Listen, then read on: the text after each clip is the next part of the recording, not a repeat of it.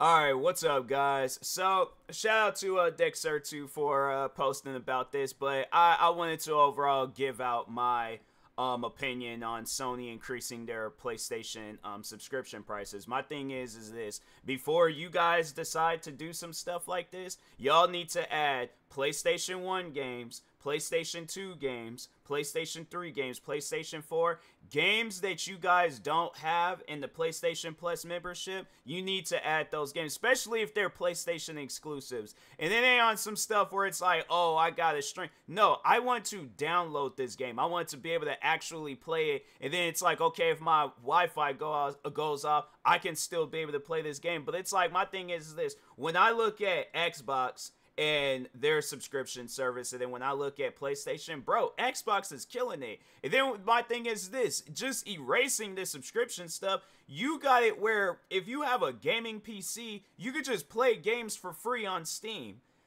I'm saying, like, this subscription stuff, man, it's getting to the point where it's like, bro, I don't even want to have consoles anymore. If that's what the, like, because, no, I remember when they added the subscription thing to the Nintendo Switches.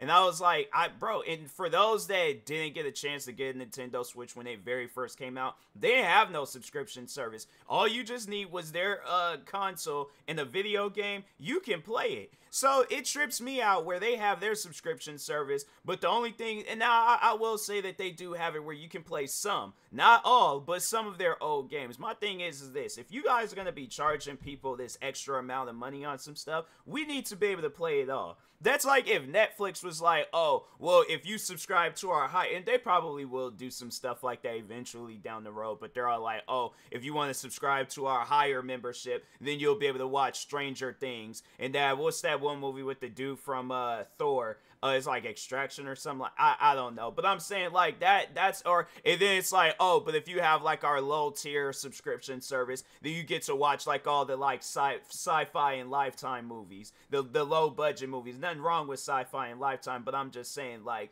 I think we could see, you know, the budget range from those movies and stuff.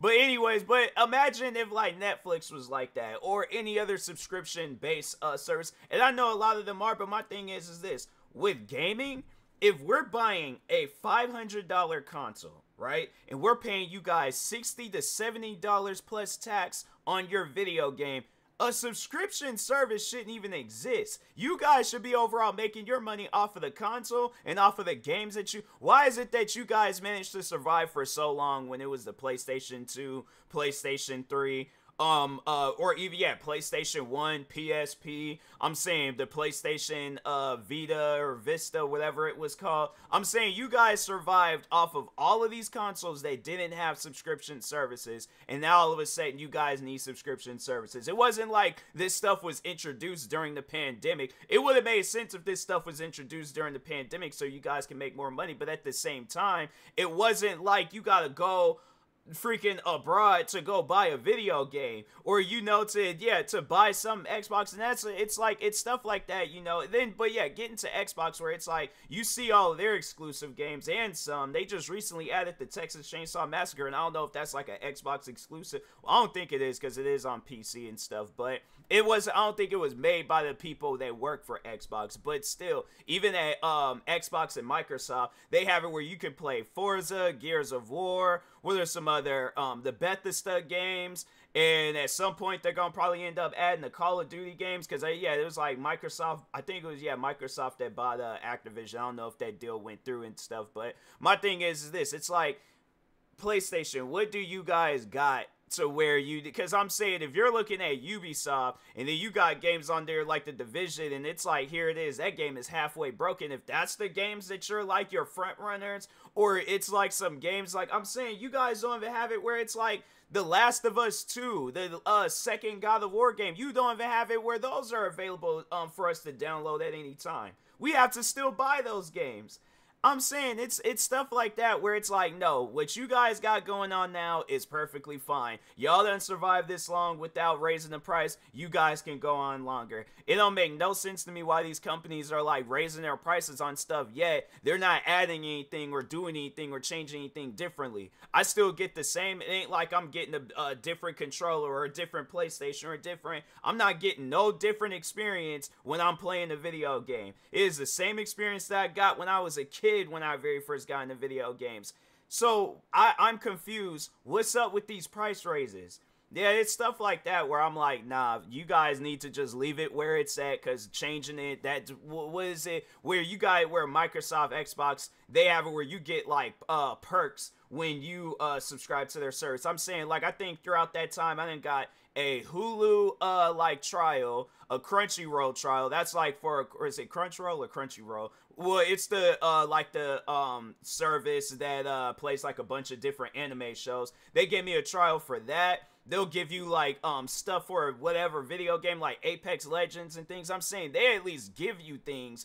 And like, I'm trying to think, and on top of that, like, their exclusive video games to play for free, like Forza Motorsports, we'll be able to play that for free. I'm trying to think, what are some other games that's gonna be coming to the Xbox Game Pass? I'm saying, like, you have it where there's that. Then with PlayStation, it's like, what am I getting for free? That's what I'm saying. It's like, no, you guys need to sit down and work on this. Like, if you guys are going to raise the price, like I say, you need to bring back, like, all the PlayStation exclusive classics, the old God of War games, old, like, whatever old PlayStation 1, 2, 3, 4 games that are not available. You guys need to have it where those games are available. But it makes no sense to me where it's like, you guys are raising the price, yet y'all ain't making no changes. That, unless I'm just missing something, like a current price hike applies to after November 6th. Well, I think I might overall change mine on the Nintendo 6. But anyways, and then no, shout out to this YouTuber that I watch a lot. His name is Nem Raps. But he was like, remember when online games used to be free? I'm saying, like, bro, you can sit there and play an online game for free, no problem. Now it's like you gotta pay